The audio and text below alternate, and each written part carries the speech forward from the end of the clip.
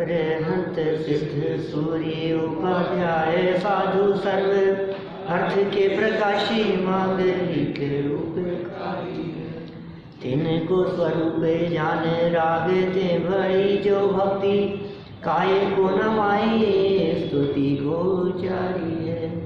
धन्य धन्य तीन थे गाज सब आज भय कर जोड़े बारे बारे वंदना हमारी है। मंगल कल्याण सुख सो हम चाहत है।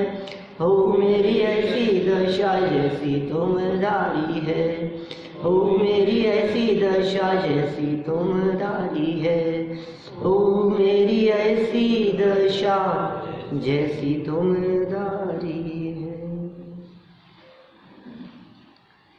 शत्रचूड़ामणि नामक यह ग्रंथ आचार्य वादीप सिंह द्वारा लिखा गया। गुरु और शिष्य की चर्चा चल रही थी। गुरु आर्यनंदी ने शिष्य जीवनधर कुमार को पूरा वृत्तांत सुनाया, पूरी कहानी सुनाई और उस कहानी में बतलाया कि एक राजा था, राज्य करता था। ध्यान है आपको? लोकपाल नाम का राजा। और फिर ऐसे ऐसे उसने दीक्षा ली थी, भ्रष्ट हो गया था। फिर वो तापसी बन करके फिर वो गंधोत्कच सेठ के यहाँ आया। वहाँ आकर के उसने भिक्षा की भावना मन में थी, कहा तो कुछ नहीं। वहाँ बैठे हुए एक बालक ने पहचान लिया। ये कहानी सुना रहे, ये नहीं कहा जीवनधर कुमार ने पहचान लिया कि तुमने पहचान लिया। मतलब एक सेठ के यहाँ आया, वहाँ एक बालक ने पहचान लिया, भाव भाव हो गया। उसने अपने रसोइये को आदेश दिया, रसोइये ने सारा भोजन उसे कराया, तो भी भूख शांत नहीं हुई। फिर क्या हुआ? फिर उस बालक ने अत्यंत करुणापूर्वक एक घास उसे दिया और उसकी भूख शांत हो गई। इतना विचार होने पर वो जो तपस्वी था, साधक जो था, उसके मन में आया कि उपकारी का उपकार नहीं भूलना चाहिए। और ऐसा विचार कर कि मैं भूल नहीं, मतलब इसके लिए क्या करूं मैं। तो उसने शिक्षा देना प्रारंभ किया और बहुत बड़ा अच्छा विद्वान बना दिया। जीवनधर कुमार इस पूरी बात को समझ गए। ये घटना किसी और की नहीं है, ये मेरी और मुझे पढ़ाने वाले इन आर्यनंदी नामक गुरु की ही यह घटना है। लेकिन फिर भी वे कुछ नहीं बोले, शिष्य कुछ ना बोले। इसमें ही शिष्य की महानता है। गुरु की निष्कपटता को देखकर, निश्चल वृत्ति को देखकर, अंतरंग पवित्रता को देखकर बहुमान और बढ़ गया। सच में हमारे वीतरागी गुरु इसी प्रकार के होते हैं। गुरु कैसे होते हैं, नीतिकारों के माध्यम से बहुत सुंदर यहाँ श्लोक प्रस्तुत किया गया। और फिर शिष्य कैसे होते हैं, इसके संदर्भ में भी बहुत मार्मिक प्रकरण कल यहाँ बतलाया गया। कौन होने चाहिए शिष्य, शिष्य कैसे होने चाहिए? देखिए, हम सभी किसी न किसी क्षेत्र में कहीं न कहीं अपने आप को शिष्य रूप अनुभव करते ही हैं। और बिना शिष्य हुए पार पड़ने वाली नहीं, ये समझ लेना। यदि पार होना है इस संसार समुद्र से, तो आपको शिष्य बनना ही पड़ेगा, शिष्य होना ही पड़ेगा। आपको यदि किसी बात की गहराई में जाना है तो आपको विद्यार्थी बन करके समझना पड़ेगा।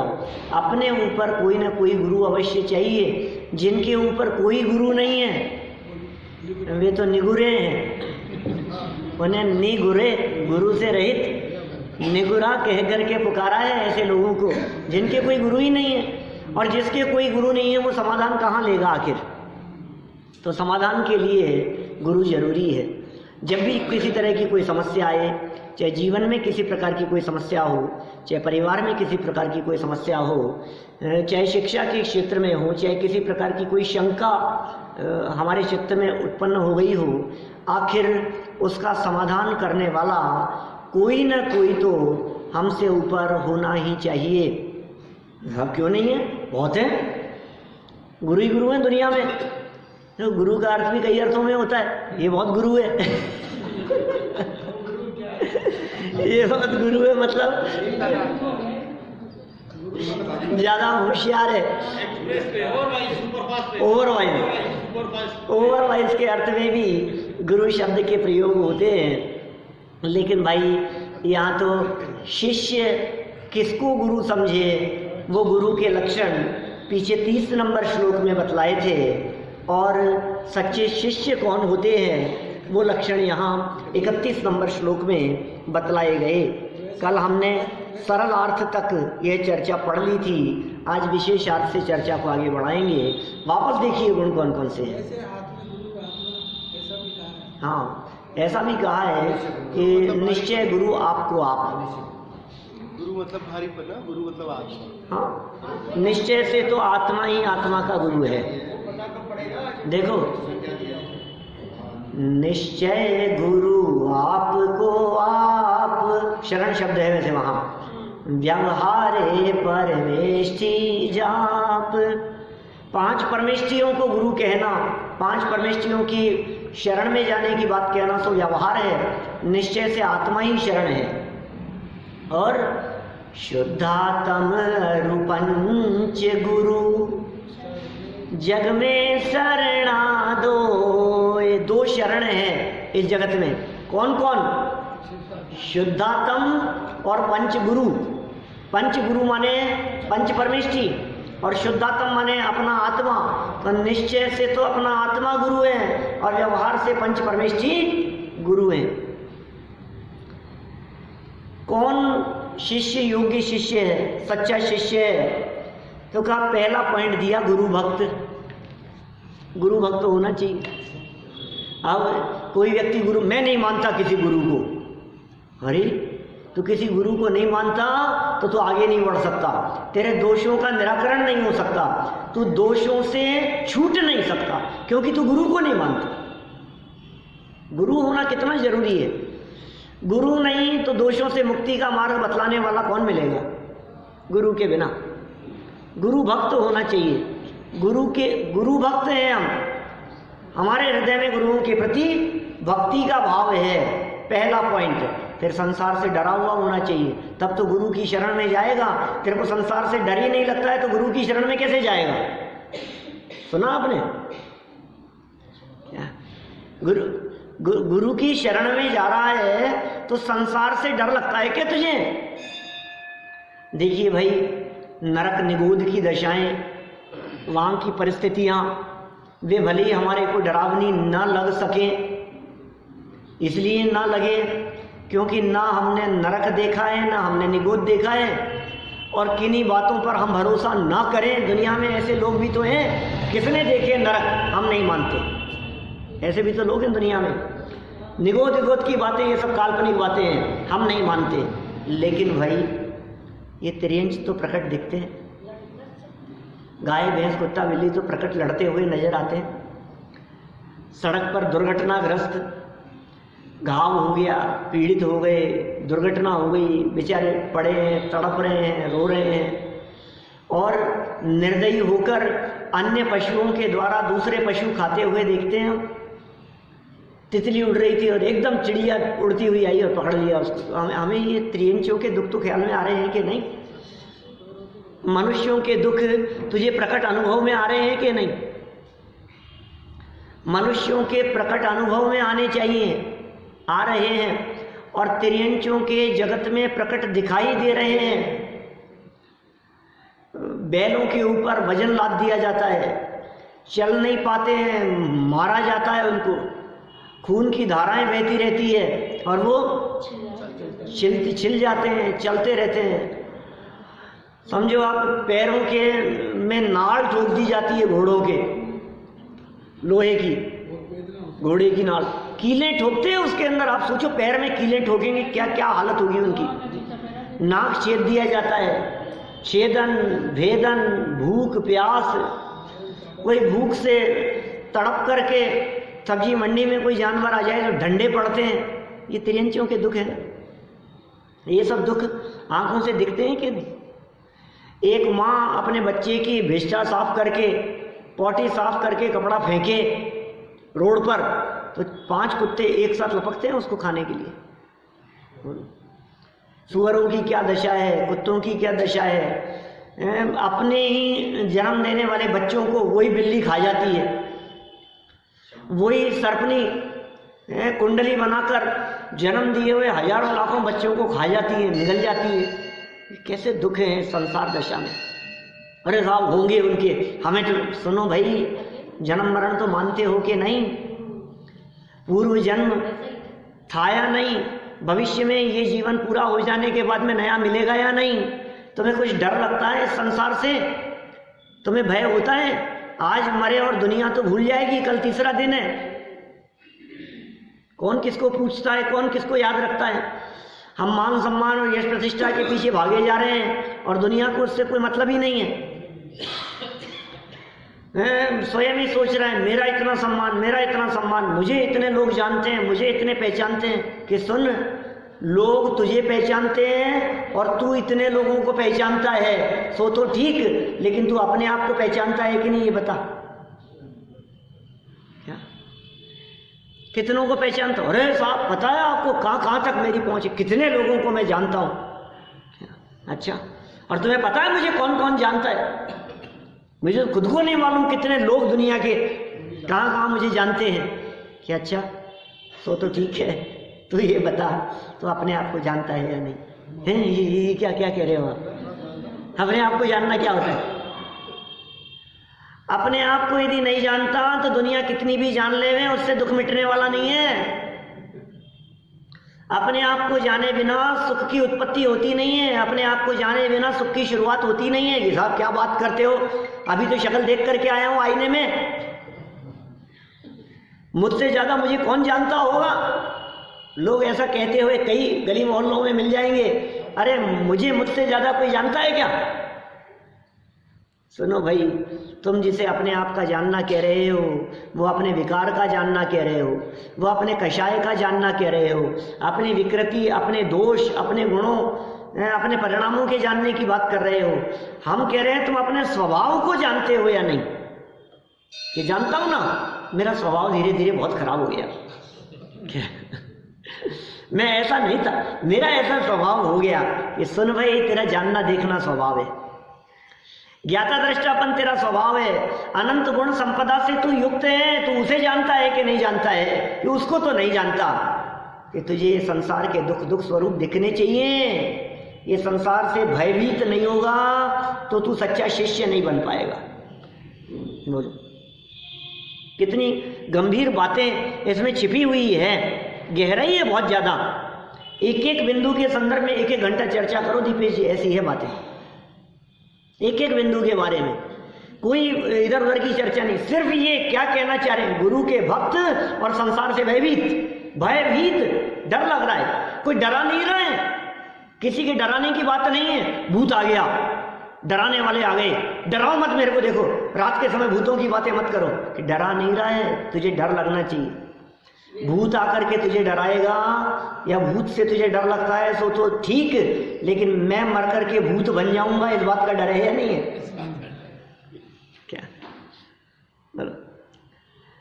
तिर्यंचों की पीड़ा तो दिखाई देती है, उनके प्रति करुणा का भाव भी आता है, गायों के प्रति करुणा का भाव आता है, बूचड़खानों में कटने वालों के प्रति दया का भाव आता है, करुणा का भाव आता है, तड़पती हुई चिड़िया को, कबूतर को अस्पताल पहुंचाने का भाव आता है, उनकी रक्षा और सुरक्षा का भाव आता है। लेकिन इससे डर लगता है कि नहीं कि ओह कहीं मेरी दशा ऐसी ना हो जाए जैसी इस कबूतर की हो रही है।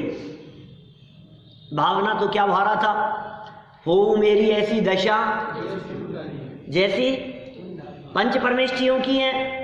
भावना तो ऐसी थी कि मेरी दशा पंच परमेष्ठियों जैसी हो जाए, और काम कैसे कर रहा है कि तेरी दशा इन कुत्ते बिल्ली तिर्यंचों जैसे हो जाए, गाय भैंस भेड़ बकरियों जैसी हो जाए। भय है कि नहीं? कहां से मर करके कहां चला जाता है, ये जीवन पूरा हो गया।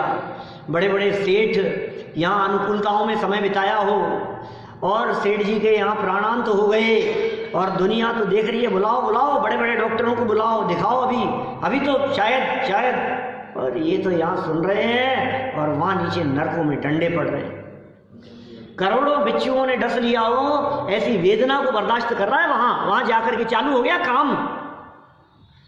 यहां तो अभी एसी में रख दिया उनको, अभी उनके बच्चे आएंगे अमेरिका से तो जलाएंगे, अभी रख लो इनको 24 घंटे के लिए। और वहां क्या काम है? यहाँ के एसी की रंच मात्र ठंडक वहां नहीं पहुंच रही नरक में। वो तड़प रहे हैं, नारकी तड़प रहे हैं, त्रियंश तड़प रहे हैं। और मनुष्यों के दुख कम है क्या? हम क्यों इधर उधर झांक रहे हैं? अपने आप की लाइफ को देख लो ना, शांति है क्या? कितने लोग कहते हुए मिल जाते हैं, पंडित जी सब अनुकूलता है, कोई कमी नहीं है घर में, लेकिन फिर भी पता नहीं क्यों शांति नहीं, शांति नहीं। अच्छा परिवार है, अच्छा बेटे हैं, बहुएं हैं, परिवार है, खाने पीने की कोई कमी नहीं है, सुविधाओं की कोई कमी नहीं है, नौकर चाकर है, सब कुछ है, लेकिन शांति नहीं, शांति नहीं।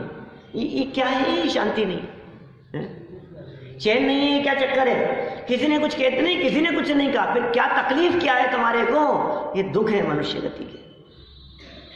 कभी नौकर नहीं आते, कभी काम करने वाले नहीं आते, बच्चे जन्म लेते हैं तब से लेकर के दुख शुरू हो जाते, फिर उनको एक एक उनकी सूसू पोटी साफ करते रहो, उसने वोमिटिंग कर दी, डॉक्टरों को लेकर के भागते रहो, फिर उलझे रहो उसमें, फिर स्कूल ले जाओ, फिर उनको पढ़ाओ, फिर उनको क सिखा रहे हैं, उंगली पकड़ करके चलना, कहाँ फंसाए बतलाओ जंजाल में। फिर रोजाना स्कूल से समस्या आ जाए, बोलो आज उससे झगड़ लिया, आज इसका ये हो गया, आज इसका ये हो गया, दुनिया भर की झंझटें नहीं है। फिर अब ये तो कॉलेज हो गया, तब ये क्या जॉब करेगा, क्या काम करेगा। पहले तो खुद के जॉब की टेंशन थी, खुद के काम की टेंशन थी, अब बच्चों के काम की टेंशन। ये क्या करेंगे? इनके लिए अच्छा बिजनेस हो जाए, इनके लिए अच्छा काम हो जाए, फिर अच्छी लड़की तलाशो उनके लिए, पहले खुद के लिए देखते थे। ये क्या जंजाल में उलझाए हैं। और कदम कदम पर फिर कौन कैसा आ जाए, फिर किसके साथ क्या हो जाए, फिर लड़ाई झगड़े, फिर विवाद, फिर कोई पड़ोसी परेशान करता है, फिर कोई मकान मालिक दुखी करता है, फिर कोई किराएदार से परेशान है, फिर गाड़ी खराब हो गई रास्ते के अंदर, कभी किसी का बिल ज़्यादा आ गया। ये दुख नहीं है? कोई पैसे लेकर के भाग गया, किसी ने मना कर दिया, किसी ने लूट लिया, किसी ने चाकू दिखा दिया, कहीं सीढ़ियों से गिर गए, किसी को अटैक आ गया। ये सारे मनुष्य गति के दुख हैं। ये तो मैं बड़े बड़े दुखों की बात कर रहा हूँ, और छोटे छोटे दिन रात चलते रहते हैं। सर दर्द, पेट दर्द सो तो है ही। आज मन माफी भोजन नहीं मिला, आज उल्टी हो गई, आज खाने का मन नहीं हो रहा है। ये दुख नहीं है संसार दशा के। अच्छा बंधन करके तैयार होकर के शादी में गया है, और रास्ते में जाते समय वो बाइक पर जा रहा था, और बगल से चलती हुई बस में से किसी ने वोमिटिंग कर दी, लो तुम्हारे ऊपर। अब ये मनुष्य गति के दुख नहीं है? क्या हालत होती होगी। आप रोड क्रॉस कर रहे थे और बगल से इतना तेज गति से गाड़ी निकली कि उसने पूरे छींटे उछाल दिए आपके ऊपर कीचड़ के। नीचे खड़े होकर के सड़क पर बात कर रहे थे और ऊपर से कबूतर ने बीट कर दिया आपके। ये दुख तो है ही ना। कभी दांत दर्द करने लग जाता है, दांत हिलने लग जाता है। सुनो भाई, यदि ये संसार के दुख तुम्हें दुख रूप लगते हो और तुम्हें ऐसा लगता हो कि इन दुखों से छूटने का कोई उपाय करना चाहिए, तो योग्य गुरु ही तुम्हारे लिए शरण है। शिष्य पने के लक्षण में संसार से भयभीत पने को शामिल कर लिया। ये शिष्य का लक्षण है। तू संसार से भयभीत है, तुझे डर लग रहा है संसार से, आजा गुरु की शरण में, तू योग्य शिष्य है। जैसे कोई डर नहीं है, मुझे कोई डर नहीं है, अरे सर क्या बिगाड़ लेंगे मेरा, तो शिष्य ही नहीं है। डर तो लगना चाहिए। होमवर्क नहीं किया, काम नहीं किया, ये काम नहीं हुआ, भय तो होना ही चाहिए ना। और विनय, विनयशीलपना, संसार से भयभीत और विनयशील, धर्मात्मा, सम्यक ज्ञानी, एक एक विशेषण बड़े जबरदस्त हैं, बहुत पावरफुल हैं। अपने आप में देखो आप विनयशील हैं या नहीं है, विनय से संपन्न है या नहीं है। धन संपन्न लोग बहुत मिलेंगे, परिवार संपन्न मिलेंगे, लेकिन विनय संपन्नता है या नहीं। किस संपन्नता की बात कर रहे हैं? विनयशीलता शिष्य का लक्षण। धर्मात्मा होनी चाहिए, धर्मात्मा होने चाहिए, धर्मात्मापन का प्रदर्शन नहीं।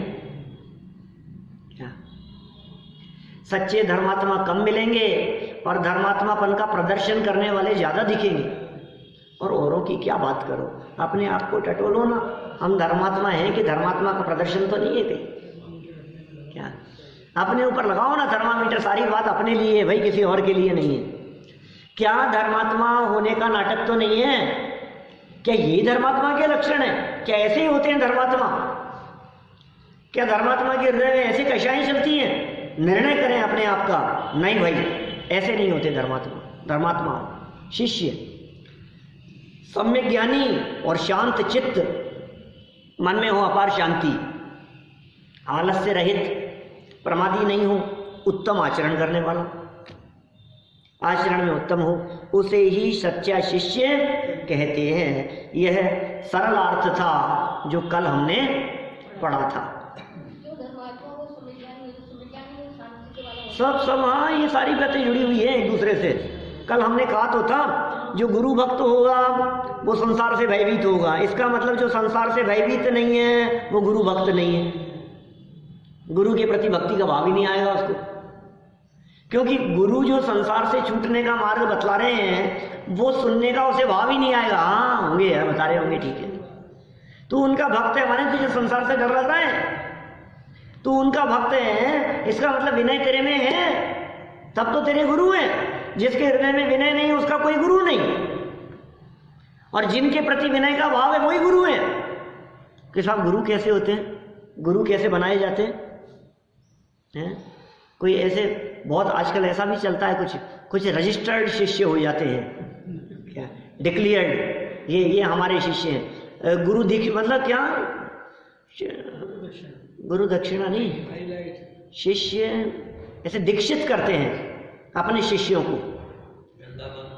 माने बहुत से ऐसे लोग मिलेंगे दुनिया में, इस तरह के लोग हैं, मेरी निगाह में कई लोग घूम रहे हैं, वो कहते हैं मेरे इतने फॉलोअर्स हैं, अब इतने हो गए, रोज मेरे इतने फॉलोअर्स बढ़ रहे हैं, मेरे को इतने, मतलब वो लोग ट्विटर पे गुरु बन रहे हैं। आप समझते क्या है? बहुत से लोगों को तो खबर ही नहीं है, वो गुरु बन रहे हैं, वो कितने लोग उनको फॉलो कर रहे हैं, गुरु हैं हम। भाई यहाँ क्या कह रहे हैं, देखो आप क्या कह दिया यहाँ पर, ये सारी बातें होनी चाहिए, 8 बातें जिनमें वो सच्चा शिष्य है, ठीक है ना, धर्मात्मा, सम्यक ज्ञानी, शांत चित्त वाला, वगैरह वगैरह सब कुछ। चलिए तो विशेष अर्थ पढ़ें इसका अपन आगे, विशेष बात कुछ क्या कहना चाहते हैं ये। यहाँ शिष्य का अर्थ श्रावक समझना चाहिए। बोलो शिष्य माने क्या है? श्रावक, जो भी श्रावक है वो शिष्य है। लेकिन श्रावक कौन? हर व्यक्ति अपने आप को श्रावक समझता है, हम श्रावक हैं, हम श्रावक हैं, हम श्रावक हैं। तुम हो कौन श्रावक? श्रद्धा नहीं है तुम्हारे को जिन धर्म के प्रति, तुम श्रावक कैसे हो सकते हो? विवेक नहीं है तुम्हारे को, और योग्य श्रावक के योग्य क्रिया नहीं है, तुम श्रावक कैसे हो सकते हो? 3 अक्षर है ना, श्रद्धा, विवेक और क्रिया। श्राव श्रद्धा वह विवेक का सूचक, क क्रिया का सूचक। श्रद्धावान हो, विवेकवान हो और क्रियावान हो। और श्रावक की परिभाषा बना दो इन तीनों बातों को लेकर के, जो श्रद्धा पूर्वक विवेक से क्रिया करे।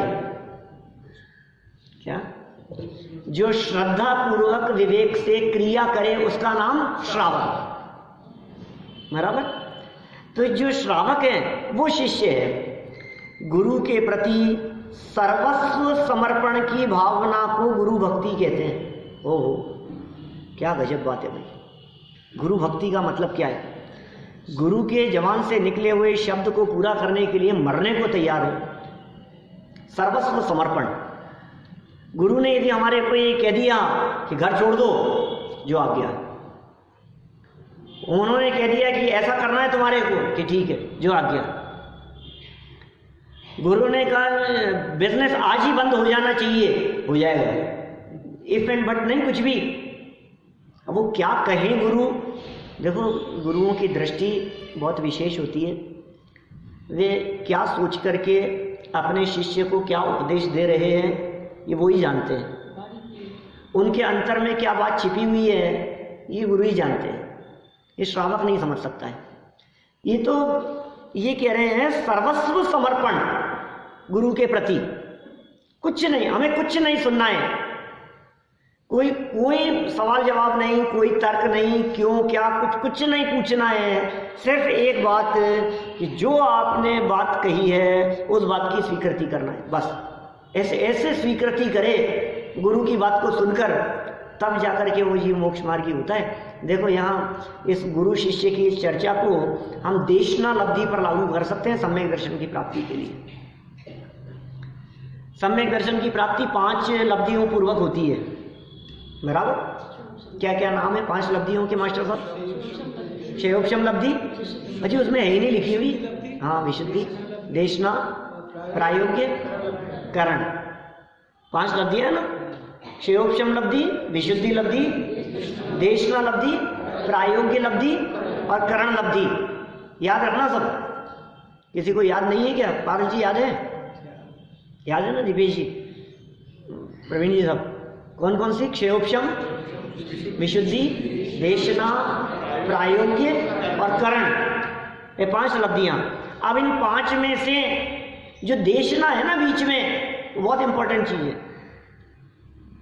वो देशना किसकी होती है? तो कहा ये गुरु की होती है देशना। देशना मतलब गुरु के उपदेश को हृदय में स्वीकार करना, उसका नाम है देशना लब्धि। ये 5 लब्धियां किसके लिए कही? मोक्ष मार्ग प्रकट करने के लिए, सम्यक दर्शन प्रकट करने के लिए। प्रथमोपशम सम्यक्त्व इन 5 लब्धियों पूर्वक ही होता है, इसलिए 5 लब्धियां, और 5 में से इंपॉर्टेंट कहाँ है? देशना लब्धि। फिर आगे प्रायोगिक और करण के बिना तो होगा ही नहीं काम, लेकिन देशना में गुरु का उपदेश है, तो इस और सच्चे गुरु का उपदेश, सच्चे गुरु के, सम्यक ज्ञानी गुरु के उपदेश के बिना वो देशना सच्ची नहीं होती और मोक्ष मार्ग नहीं होता। तो ये समर्पण चाहिए गुरु के प्रति, सर्वस्व समर्पण की भावना को गुरु भक्ति कहते हैं, अथवा गुरु के अनुकूल प्रवर्तन करने की भावना को गुरु भक्ति कहा जाता है। गुरु के अनुकूल प्रवर्तन, ऐसे भी गुरु भक्ति कहेंगे हम, इसके बिना गुरु भक्ति नहीं होती। गुरु भक्ति के परिणाम स्वरूप भव से भय होना और गुरु के प्रति विनय भाव आना स्वाभाविक है। ये उन्हीं बातों को खोल रहे हैं, थोड़ा सा जो बातें थी विशेषार्थ में खोलेंगे तो उसी को। गुरु भक्ति के परिणाम स्वरूप भव से भयभीत, और गुरुओं को देख करके भी हमारे को संसार से भय लगता है, यार आखिर ऐसा क्या हुआ, इनके पास सब कुछ था, इन्होंने क्यों छोड़ा? ये तो राजा थे, क्या कमी थी इनके पास में, फिर क्यों दीक्षा ली इन्होंने? ओ, सुख नहीं है कहीं भी, ये बात ख्याल में आती है। हे गुरुवर, शाश्वत सुख दर्शक तुम्हारे स्वरूप को देखकर संसार से भय होता है, डर लगता है हमारे को संसार से। क्या हो जाए अचानक, अभी कल अटैक आ जाएगा, आज आ जाएगा, बैठे बैठे हो जाएगा, नहीं हो सकता है ऐसा। अभी जाकर के डॉक्टर को दिखाया और उसने कहा जांच कराओ, और जांच हुई, ओ गांठ है, ये क्या करें? बायोप्सी के लिए ओ घबराहट चालू हो गई, रिपोर्ट आ रही है, क्या हो गया भाई साहब? ओ 2 दिन के अंदर तो पूरी की पूरी दुनिया बदल गई। 2 घंटे में, मिनटों सेकंडों के अंदर पूरा जीवन बदल जाता है। ये घबराहट होनी चाहिए थोड़ी सी, अधमरा हो जाता है भाई साहब, मौत ही आ जाती है। गुरु भक्ति किसे कहते हैं? कि गुरु भक्ति के परिणाम स्वरूप भव से भय होना। भव मतलब संसार, भव मतलब चतुर्गति, भव मतलब मनुष्य भव, त्रियंच भव, नरक भव, देव भव, इनको कहते हैं भव, गति। तो इन भवों से भय होना, चले जाऊंगा कहीं, जाना है कि नहीं, ये जीवन पूरा होकर के कहीं जाएगा या नहीं जाएगा? अरे हाँ, खत्म, अब लाइफ खत्म हो गई, बस अब कुछ नहीं। अब अगला किसने देखा? किसने देखा क्या बात कर रहा है, भुगतना पड़ेगा, देखने की बात नहीं है। आपको मानना पड़ेगा ये पुनर्जन्म, और आपको श्रद्धा से स्वीकार करना पड़ेगा। आप नहीं करेंगे तो इसका मतलब आप कुछ नहीं समझ सकते फिर। और समझ में आती है, बच्चों को देख करके ये बात समझ में आती है, वृद्ध लोगों को देख करके ये बात समझ में आती है। उनके संयोग और उनके जन्म की परिस्थितियों को देख करके समझ में आती है कहीं ना कहीं पिछले जन्म का कोई रिलेशन है, इसलिए ऐसा हो रहा है। भाव से भय होना और गुरु के प्रति विनय भाव आना, विनय का भाव, ये भी सब क्या है, स्वाभाविक है, शिष्य में होना चाहिए। चलो आगे बढ़ते हैं थोड़ा सा अपन, और क्या कहना चाहते हैं ये शिष्य के संदर्भ में। अनंतानुबंधी कषाय चौकड़ी के अभाव, ये शिष्य का लक्षण। अनंतानुबंधी कषाय और चौकड़ी, चौकड़ी माने चार, चौकड़ी खेलते चार, चार लोगों की चौकड़ी, क्रोध मान माया लोभ। और ये किसकी चौकड़ी है, अनंतानुबंधी की, माने अनंतानुबंधी में ये चार शामिल हैं। इस कषाय चौकड़ी के अभाव से, अथवा दो चौकड़ी की बात करो, दूसरी चौकड़ी कौन सी होगी, अप्रत्याख्यान, अनंतानुबंधी दूसरी, नंबर 3, नंबर 4 संज्वलन। अनंतानुबंधी, अप्रत्याख्यान, प्रत्याख्यान और संज्वलन।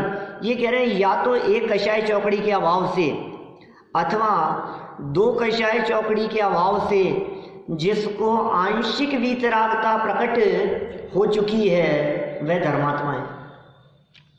ये धर्मात्मापन, वीतरागता प्रकट हो तो धर्मात्मा होता है। धर्म की शुरुआत ही चौथे गुणस्थान से होती है।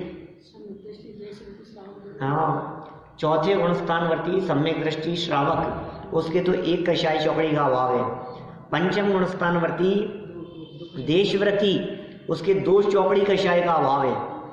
और श्रावक संज्ञा दोनों के लिए है, एक अविरति श्रावक है वो चौथे वाला, एक व्रती श्रावक है वो पांचवें वाला। माने अविरति श्रावक हो या व्रती श्रावक हो, श्रावक होने की यहाँ बात कही थी। फिर मोक्ष मार्गी नारकी और तिर्यंच भी धार्मिक है। क्या बात कर रहे हैं, बोलो। जिनके जीवन में मोक्ष मार्ग प्रकट हो गया हो, ऐसे नारकी जीव भी शिष्य हैं, सम्यक दृष्टि है, और तिर्यंच भी पात्र है। माने जिसके जीवन में ये तत्व ज्ञान उतरा है, जिस जीव ने अपने आप को जाना पहचाना और अपने स्वरूप को समझा है, वो जीव धार्मिक है। उस जीव के धार्मिक बने की चर्चा चल रही है। नारकी, नरक में लड़ने कटने मरने पिटने वाले वो नारकी, वो धार्मिक हो सकते हैं कि हाँ धर्मात्मापन अंदर से होता है, बाहर से नहीं। अरे इतनी कषाय करते हैं, ये कैसे धर्मात्मा? सुनो, बाहर में बहुत कषाय दिखने वाले होने पर भी धर्मात्मा हो सकते हैं, और बाहर में बिल्कुल कषाई न दिखने पर भी महापापी हो सकते हैं। बोलो, खेल किसका है? अंदर का खेल है। बाहर से तो दिख रहे थे, बहुत पापी दिख रहे थे, बहुत पापी दिख रहे थे। अरे दिख रहे थे, तुम्हारी दृष्टि में खोट है इसलिए दिख रहे हैं। अंदर से धर्मात्मा है। गुस्सा करते हुए दिखाई दे रहे हैं, नाराज होते हुए दिखाई दे रहे हैं, बिगड़ते हुए दिखाई दे रहे हैं, गुरु शिष्य को डांटता हुआ दिखाई दे रहा है, गुस्सा करता हुआ दिखाई दे रहा है। और ये वीतरागी संत अपने शिष्यों के ऊपर क्रोध करते हुए दिखाई दे रहे हैं, लेकिन क्रोध नहीं, करुणा है। कक्षा में देर से आया कोई विद्यार्थी, अध्यापक ने डांट दिया, बोलो क्रोधी है क्या? क्रोधी नहीं है, करुणा है उसके प्रति। अभिप्राय अलग है। बच्चे ने होमवर्क नहीं किया, डांटा उसको पढ़ाने के लिए डांटा, उसको सिखाने के लिए डांटा, तो ये क्रोध नहीं है, ये करुणा है, ये वात्सल्य है, ये प्रेम है उसके प्रति। ये समझ में नहीं आता हमारे को। हमें लगता है कितना गुस्सा, मम्मी कितना गुस्सा करती है, पापा कितना गुस्सा करते हैं, दादा कितना गुस्सा करते हैं, दादी कितना गुस्सा कर रही है, ये हमारे सर कितना बहुत, ये तो बहुत ज़्यादा गुस्सा। अरे भाई, गुरुओं की जो करुणा है वो क्रोध रूप प्रतिफलित होती हुई दिखाई देती है। तो क्रोध दिखते हुए भी क्रोधी नहीं है, ठीक है, गुस्सा दिखते हुए भी गुस्से वाले नहीं है, कषाई दिखते हुए भी कषाई नहीं है। अब दूसरा लगाओ, उल्टा करो, ऊपर से शांत दिखते हुए भी अंदर में ज्वालामुखी जल रहा है। ये बात संभव है। ये यहाँ क्या कहा? अभी नारकी की बात करो। नारकी कैसा है? बाहर में आग की लपटें उठती हुई दिखाई दे रही है, जल रहे हैं, जला रहे हैं, लड़ रहे हैं, काट रहे हैं, मर रहे हैं, मार रहे हैं, नारकी जीव। और लेकिन फिर भी यदि सम्यक्त्व है, कौन से? वो भजन, हाँ, बाहर नारक कृत दुख भुगते, अंतर सुख रस घटाघटी, और चिन्ह मूरत द्रगधारी की मोहे, रीति लगत है कटापटी। ये नारकी। और त्रियंच भी धार्मिक हो सकते हैं। शेर का जीव धार्मिक था या नहीं? धार्मिक हो गया था। हाथी धार्मिक हो गया था या नहीं? कभी शेर धार्मिक हो जाता है, हाथी धार्मिक हो जाता है, मेंढक धार्मिक हो जाता है, हिरण धार्मिक हो जाता है। कैसे कैसे जीव, त्रिलोक मंडन हाथी की चर्चा चलती है। कभी किसी, ये धार्मिक कैसे हो गई? गुरु के प्रति सर्वस्व समर्पण, व्रत ले लिया, गुरु के बताए मार्ग पर चलने लगा, वो तिर्यंच भी धार्मिक हो गए। और देखो, जब धर्मात्मा होते हैं तो धार्मिक जीव सहजी शांत चित्त हो जाते हैं। अब धर्मात्मा हो गए, अब नहीं है, माथे पर वजन नहीं है, अब कर्तृत्व का वजन उतर गया, कुछ करना न धरना, मग्न रहते हैं अपने स्वरूप में। ये धर्मात्मा जीव, सहज चित्त की शांति, शिष्य है वो। शांत नहीं होगा, देखो इसलिए आपने कक्षा में जो अध्यापक पढ़ाते हैं वो क्या कहते हैं? शांत रहो। बच्चे शोर करते रहते हैं, वो क्या कहते हैं? शांत रहो, चुप रहो। तो जो बच्चे चुप हैं, शांत हैं, इसका मतलब वो योग्य सच्चे शिष्य हैं। और जो शांत नहीं है, अशांत हैं, वो शिष्य नहीं।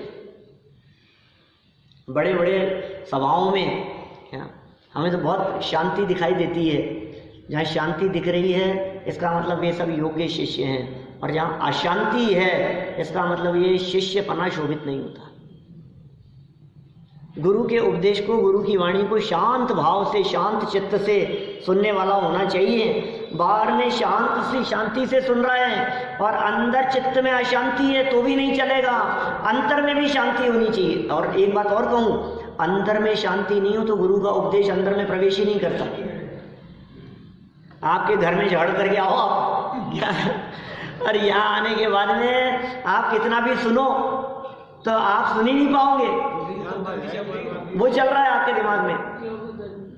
घर में मम्मी ने डांट दिया हो क्या, और बच्चा पढ़ने के लिए बैठा हो, अब सर पढ़ा रहे हैं, अब बच्चा पढ़ने के लिए बैठा, अब इतना होने पर भी उसका पढ़ाई में मन नहीं लग रहा।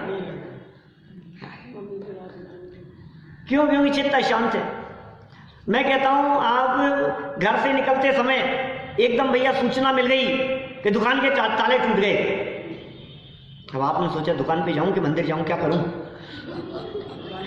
पहले किधर जाऊं? बोलो बोलो, किधर जाएंगे आप? दुकान ही जाएगा, दुकान ही जाएंगे। नहीं नहीं भैया तो कह रहे हैं, अब यार आधी दूर तो आ गए थे, बीच में फोन आया, जो होगा सो होगा, मैं तो मंदिर ही चलता हूँ। ऐसा हो सकता है ना, शुरू में ही यदि फोन आ गया तो हो सकता है दुकान चले जाएं। आधे रास्ते निकलने के बाद आया फोन, और जो जिसने फोन किया है ना, तो संभाल लेना यार, जो होगा जो हो जाएगा, मैं तो चला मंदिर के बाद आऊँगा। अब टूट तो गई, अब क्या होगा? अब यहाँ आकर के बैठ गए। अब बैठ तो गए, लेकिन चित्त शांत है या नहीं है? बोलो। अब ये चित्त यदि शांत नहीं हो, शिष्य के लक्षण की बात कर रहे हैं, शिष्य की बात करें, शिष्य कैसा होना चाहिए? ये कह रहे हैं, यदि तुम्हारा चित्त शांत नहीं है तो तुम सामने बैठे हुए होने के बावजूद भी बात को समझ ही नहीं रहे हो, तुम्हारा ध्यान ही नहीं है वहां। चित्त की अशांति तुम्हारे उपयोग को भ्रमित करती है, चित्त की अशांति उपयोग को भटकाती है। इसलिए शांत चित्त हो, निर्विकल्प हो, निर्विकल्प होकर के बैठो, शांत चित्त होकर के बैठो, अशांति लेकर के मत बैठो। भाई साहब, सरल बातें हैं, सरल होकर के बैठोगे तो बातें हृदय में प्रवेश करेगी, आनंद आएगा आपको। मराल वृंद नहीं समझते, हंस का समूह, संत चित्त मराल वृंद, जनवाणी स्तुति के अंदर आता है। मराल कहते हैं, मराल शब्द हंस का पर्यायवाची है। ये कहाँ से पूछ लिया बीच में आपने? आ गया कहीं से भी याद? अरे चित्त में मराल ब्रंद चल रहा था क्या? ये प्रकरण नहीं समझ में आएगा? हाँ, चलो कोई बात नहीं। मैं ये कह रहा हूं, आपका यदि चित्त स्थिर नहीं है तो जिसका चित्त स्थिर नहीं है वो शिष्य नहीं है, बात खत्म। अब जब चित्त स्थिर हुआ तो शिष्य है, और जब चित्त स्थिर नहीं है तो शिष्य नहीं है। फिर आप समझ नहीं पा रहे कुछ भी। चित्त की स्थिरता चाहिए, शांत चित्त लक्षण बतलाया। ये 6 नंबर का लक्षण था, शांत चित्त हो जाते हैं। धर्मात्मा जीव सहज ही शांत चित्त हो जाते हैं। मिथ्यात्व का अभाव होने से एवं तीव्र कषायजन्य परिणामों का नाश होने से, ये 2 चीजों का नाश हो गया उसके जीवन में। श्रावक सदा धार्मिक कार्यों में उत्साहित रहता है। क्या कहा था? आलस्य रहित और उत्तम आचरण करने वाला, ये विशेषण कहे थे ना। तो उत्साही होकर के प्रवर्तन करता है। अरे यार इन्होंने फिर विधान रख लिया, अरे यार ये फिर शिविर, ये फिर आयोजन, अरे कितने कितने क्या करें, कोई सब काम धाम ही बंद कर दें क्या? कहाँ इन्हीं में लगे रहें क्या?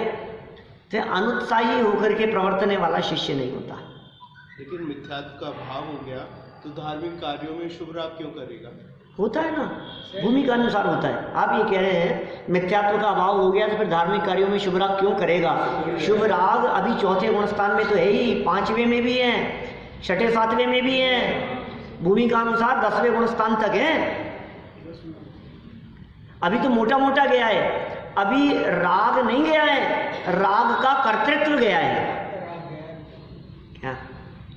राग तो रह रहा है अभी, लेकिन राग का कर्तृत्व, राग का अपनापन टूट गया है। तो ये श्रावक सदा धार्मिक कार्यों में उत्साहित रहता है। ये सब सच्चे शिष्यों के लक्षण की बात चल रही थी, और हम भी सच्चे शिष्य हैं, हमारे में भी इस तरह के लक्षण हैं, होने चाहिए। और यदि किसी के जीवन में इस प्रकार के लक्षण ना हो, इन 8 में से एकाध की कभी कदाचित कहीं कुछ कमी दिखती हो तो उसकी पूर्ति करने का प्रयास करें। देखो गुरु के भक्त आप हैं, एक बार देख लें, 1 मिनट बस और।